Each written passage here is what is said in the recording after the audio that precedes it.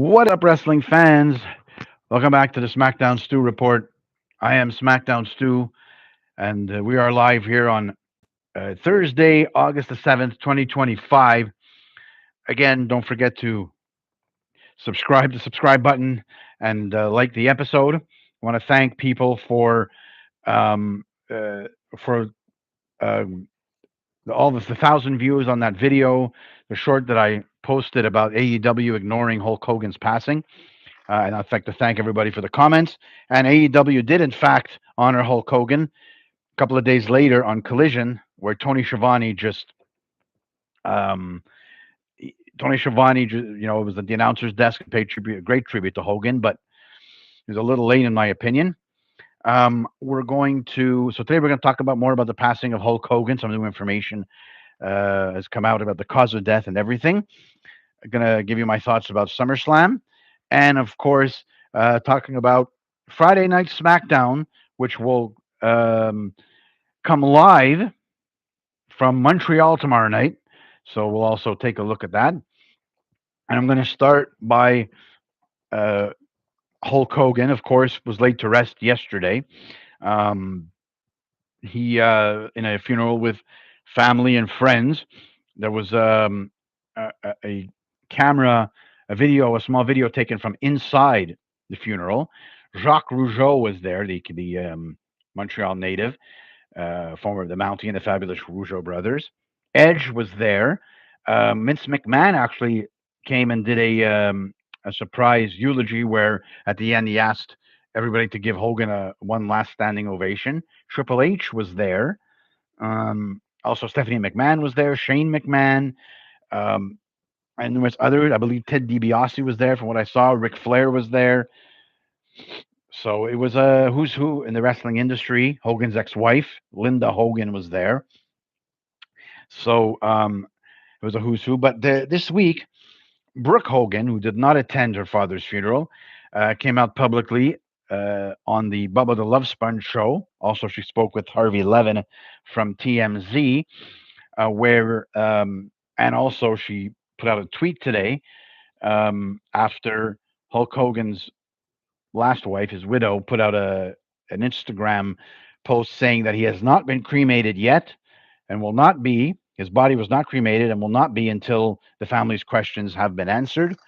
Brooke Hogan was very leery of the medical report into the passing of Hulk Hogan.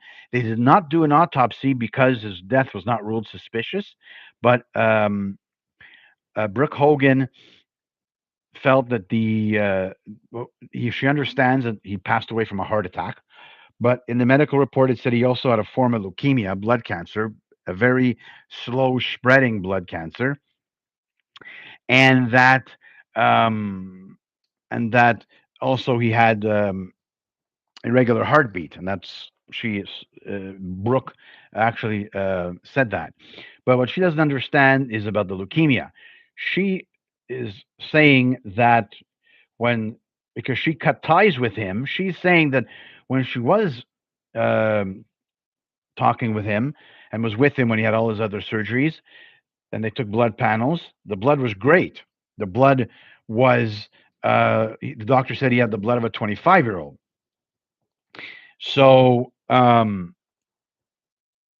so it was surprising her that he had that cancer and that they would operate on him if he had, because they usually take a blood panel. Now, what I think, and there's different questions that have to be answered. Did in fact Hulk Hogan or his family know that he had leukemia? Because sometimes doctors in a slow moving case, sometimes they don't tell you. I have experience in that. A family member was anemic. We took that family member for blood tests. They did another test to find out what caused the anemia. Didn't say anything. And then when that person ended up in the hospital for a totally different reason, the resident said that the doctor had suspected blood cancer, but because it was very slow moving and very small, he didn't say anything. So that's the question. Did Hulk Hogan actually know himself that he had leukemia? Did he know? Did the doctors tell him? Because if it was slow acting and slow progressing, that would answer the question as to why the doctor still operated. So that's the question. And what happened? Brooke wants to know what happened. What caused the heart attack? Was it just as a regular heartbeat? Was it complications from the surgery? You know, because as Bubba the Love Sponge said on his show, it would be easy for somebody to, because Hulk Hogan was in a hospital bed in his house and had IVs and all this. It would be easy for somebody to put something in his IV, and she was basically implying that she doesn't trust people around that camp. That's why she distanced herself. Her father basically claimed that he didn't want to marry his last wife, but he was going to do it anyway, and that she had begged him to slow down. She said, "Look, I mean, you don't need, slow down. Don't go at a big pace." Uh, but she said somebody in that camp. She's basically implying that she didn't want to be around that. So we're not sure if she uh, meant Hogan's wife Sky or if she meant Eric Bischoff. But she said people around him, like hinting that there was influence. And if you look at the different celebrities with people, for me, the warning signs is when when family distances themselves, when people, because they didn't tell the truth at the beginning. When Bubba the Love Sponge came out and said Hulk Hogan's on his deathbed, his kidneys are failing, he can't speak, all the people around him hid the truth. Jimmy Hart's, came out and said, but she deleted the tweet, that he was at a karaoke bar. Sky, his wife, denied the allegations. You know, so they were misleading people. So was it to protect the image? Was it to protect the potential business ventures that he had? Not to put out that he was sick. Maybe to destroy those business ventures, like All American Freestyle, the new wrestling federation that's supposed to come out. That Hulk Hogan and Eric Bischoff were starting. But look, Eric Bischoff did say he saw Hulk. Well, he went and he saw him, but didn't spend too much time with him, and encouraged him and said, "Listen, I'll get some interviews, whatever." But after he claims he texted Hogan's wife Sky and said, "I just did it to brighten his spirits. I'm not in his condition. I'm not gonna set him up for interviews." However, uh, and that's it. So, but people were hiding the truth, so we don't know who. Um, who she was talking about in that camp, but hopefully, because today she replied to Sky's Instagram post saying that she um, applauds the fact that Sky didn't they didn't cremate Hulk Hogan yet, and that she was willing to pay for the autopsy to actually see what caused the heart attack. Because in cases like that, when it's not foul play is not suspected, then there's no autopsy. You want to see the toxicology report and see what was in his system. So we'll see when that comes out. But like I said, when people are secretive and they're not telling the truth, it's because the person really is not well, and they do have business ventures that they don't want people to know. That if they say, well, if he's sick, then maybe this won't happen, so the investors will think twice. So they kind of hide the truth. Was it Sky and Nick that said don't tell people the truth? Um, so it's very, very tough. Um, the celebrities, when families kept away, that means that there's something going on. You saw it with Michael Jackson. You saw it with Prince. You saw it with Casey Kasem. So you have to see what's going on. Um, so it looks like the Becca Monster is watching it, and a special hello to Gigi, who's also watching it. Hi, Gigi. So yeah, so that's what it is. So that's the questions that have to be answered. One, did Hulk Hogan know he had cancer? Was he even aware of it? Because it was at such an early stage and slow progressing. Did they in fact tell him? Like I said, he could have had it and not even known. And what caused the heart attack? Was there something in his system? Was there, that's what we have to know. We hope there's no foul play, but the circumstances are fishy, and we'll have to see um, everything. Now, my also like, and to see the outpouring of tributes to Hulk Hogan, WWE did a fantastic job.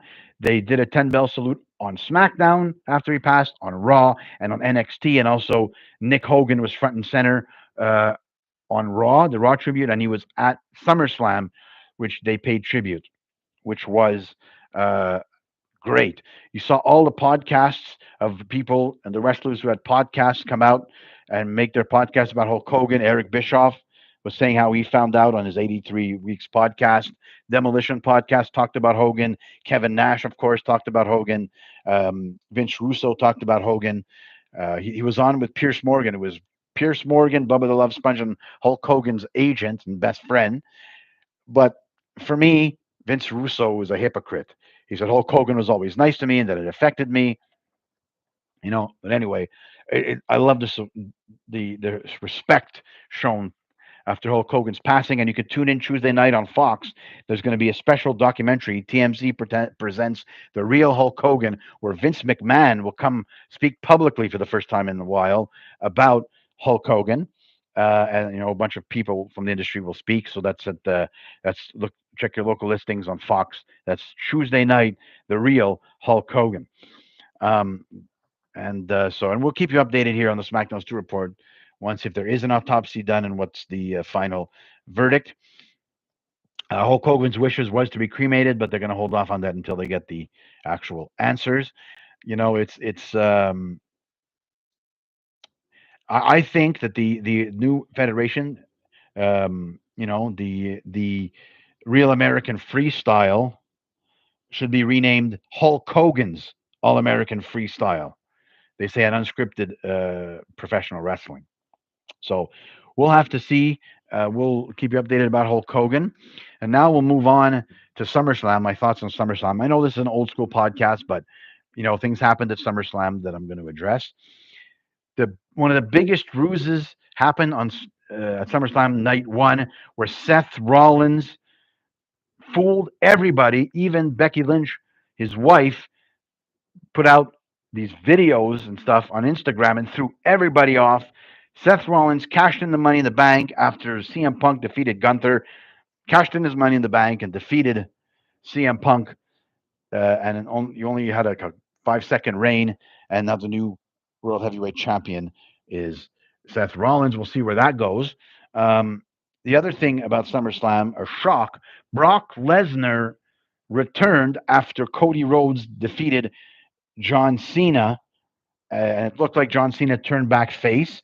Now, when I saw that, and I even said it on text messages to people, when I saw Brock Lesnar come back, I said he came back because Cena had something to do with it. John Cena wanted Brock Lesnar to come back so he can have one last feud before he retires. So, and I was right. Triple H mentioned it in the post SummerSlam press conference. That's what John Cena wanted. And I don't know how the deal was done. It looks like WWE forgave Brock Lesnar. And if you look at the online comments on X and Facebook and everything, a lot of people are saying that might open the door for a Vince McMahon return. And that would be a mistake. But I know how they could play it. I thought about it. If Vince McMahon were to come back, they could play it that Vince McMahon, the owner, was fired, resigned. Mr. McMahon, the character, was not fired or didn't resign. He was on hiatus. So they can do that.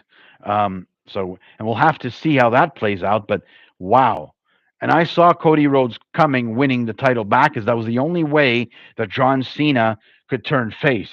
And with Brock Lesnar, that's the only way. You had to have somebody dominant, a dominant heel, um, to come back and turn Cena face. Because Cody Rhodes, he was dropping heel hints. We'll see tomorrow because SmackDown is coming to you live from Montreal, Quebec, my hometown. I will be there with the Becca Monster and Scotty Montana, and I'll be there. And we'll see. Will Brock Lesnar be there? We don't know, but we were expecting John Cena to be there because it was billed as John Cena's last time in Montreal, his farewell tour. Cody Rhodes is supposed to be there based on the SmackDown preview. What will happen? Will Cody Rhodes turn heel, cementing John Cena's face turn? Will we see Brock Lesnar again?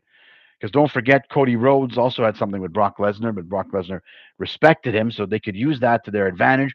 We'll see what happens. No matches uh, are announced yet, but there's some Clash of the Castle matches or Clash of the Castle in Paris matches that should be that should happen tomorrow. We'll see what happens. But all in all, and even the cage match was great. But I can't wait to see what happens tomorrow night.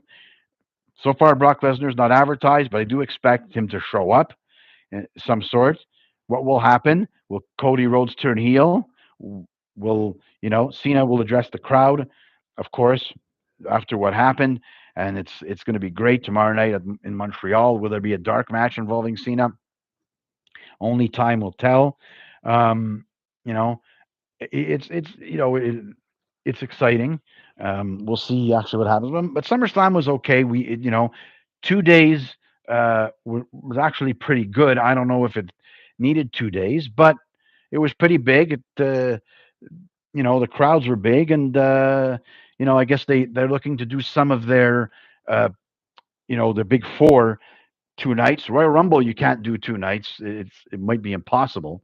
Um, I mean, you could do the Women's Rumble as a main event, night one, and then night two if you decide to move it to 2 nights, but I doubt it. But it looks like they shifted um, two pay-per-views, like two of the major big four to 2 nights. Also, there's a deal that was announced, which we don't know if it's going to cost more or whatever. ESPN has bought out the rights uh, for the WWE, so the PLEs, the pay-per-views, will now air on ESPN. So will we have to pay more for the pay-per-views?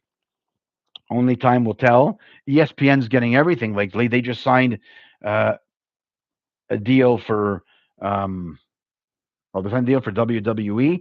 They signed a deal for NFL football that they will get a Super Bowl. So they're actually getting everything. So and also they have a little bit of hockey. Uh, they have hockey as well, so they're getting all the sports.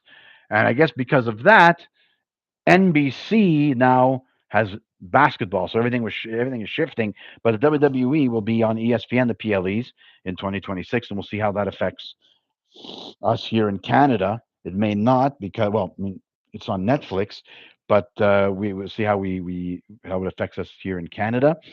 Uh, but yeah, congratulations to ESPN. But I don't think it'll be popular if the people are charged extra for that because they've already subscribed to Peacock, and may have to subscribe to ESPN Plus. So, and we'll see because the content is on Peacock, so you'll not only have to subscribe if you want to see the content on Peacock, you'll have to subscribe to ESPN for the PLEs. It brings us back to the days of old where the pay-per-views you'd have to pay 29.99 or even more, maybe $50 for the pay-per-views, and bars would show it, but there was apparently, from what I had understood back in the day, that one bar in Montreal had the royalties to show WWE, and um, uh, the other bars had to pay for, had to pay, get the channel, you know, to show it. So that it won't be as much, but we'll have to see where that comes. Um, we'll have to see about that. Um, and I also applaud the WWE for on his YouTube channel, the WWE Vault, their section of remembering Hulk Hogan, which was great. And again, getting back to the passing of Hulk Hogan, it's just sad to see that people can't seem to separate the man from the superstar. Yes, there's things that he said. He made racist comments. There was that sex tape. However, if you look at all the good he's done, it outweigh the bad. This guy, Make a Wish Foundation, I had a cousin who had a blood disorder. We thought he wasn't going to make it, and what did he do? The Make a Wish Foundation granted his wish. He met him. Hulk Hogan does a lot for charity. You know, he does. He's generous. He helped Ric Flair when he was down. You know, he was there, and he put Jacques Rougeau over in Montreal in '96 at the WCW show at the Bell Center. Jacques Rougeau um, defeated Hogan. Hogan put him over and agreed for Rougeau to beat him, even though the NWO was big at the time and had just started. Hulk Hogan, WCW didn't want him to lose. They were happy about that, but he put Jacques Rougeau over because it was in his hometown. It was kind of a Jacques Rougeau show. So, and Jacques Rougeau never forgot it and ended up attending the funeral. Never forgot it, and they became friends. And you know, the just the emotion, because this was a big one. The this has to be the biggest death in the history of professional wrestling. For me, like I said, uh, about the American freestyle, it should be Hulk Hogan's Real American Freestyle. And the WWE should, because they had the Andre the Giant inaugural Battle Royal at WrestleMania, they should do something for Hulk Hogan. Like you know, either not make a belt, the Hulk Hogan belt, but do something with the Hulk Hogan name. You know, um, it could be, a pay per view renamed. It could be, something. That puts a stamp. Because if Andre the Giant has the inaugural Battle Royal, maybe they can do like uh, rename the King of the Ring the Hulk Hogan tournament, or um, do something, you know, uh, and have the Hulk Hogan um, memorial, something or other, as part of WrestleMania or something, like the Hulk Hogan, the not a battle royal, but you know, either the Hulk Hogan Memorial Championship, or the Hulk Hogan, you know, not an award at the Hall of Fame, but something, because he was big with WrestleMania and big with the company. Something should be renamed Hulk Hogan. Um, we'll have to see what they could do with that. Uh, you know, um, they could, like I said, they could make an annual memorial tournament, the Hulk Hogan Memorial Tournament, um, and award a belt, rename the Legends title, the Hulk Hogan Legends title, or come up with something. I mean, they could put the Hulk Hogan name out there. They have the Under the Giant Memorial Battle Royal, um, but they can figure something out to honor Hulk Hogan on a permanent basis. Thanks for the like. Um, they can do something. There's always something that they could do. I would say, look, they have the Owen Hart Memorial Tournament in AEW. WWE can counter that with something. The the possibilities are limitless. You can do a tournament, a Hulk Hogan Memorial Tournament, and have the winners face each other at WrestleMania. Um, or and then give them the Hulk Hogan Championship belt. It could be one every year. Somebody different can have it. It's you could do that. Um, there is leeway. There's a million possibilities that you could do, and I hope that they get that done. And in regards to AEW, I think they should have done more. They should have. Um, they should have done more, in my opinion. If you're watching, please comment. Let me know who you are. Send a shout out. Don't forget to subscribe to the podcast. Subscribe to the channel, like the podcast, and give a comment. Um, so Yeah, there's endless possibilities, and for me, growing up with Hulk Hogan, you know, I'm wondering if the crowd in Montreal tomorrow are going to chant Hogan, Hogan, Hogan. Possibly, because Hulk Hogan was loved here. That 20-minute ovation at that SmackDown back in 2002 or three when he came out with the title when he had just beat Triple H, and everybody was on their feet, and he was almost in tears at the time, and at the time was the Molson Center, and it was even in Hulk Hogan one of his DVDs and DVD biographies, the ovation in Montreal. He was stunned. Hulk Hogan loved Montreal because Montreal loved him. Um, you know, and so we'll see tomorrow. Time will tell tomorrow what's going to happen.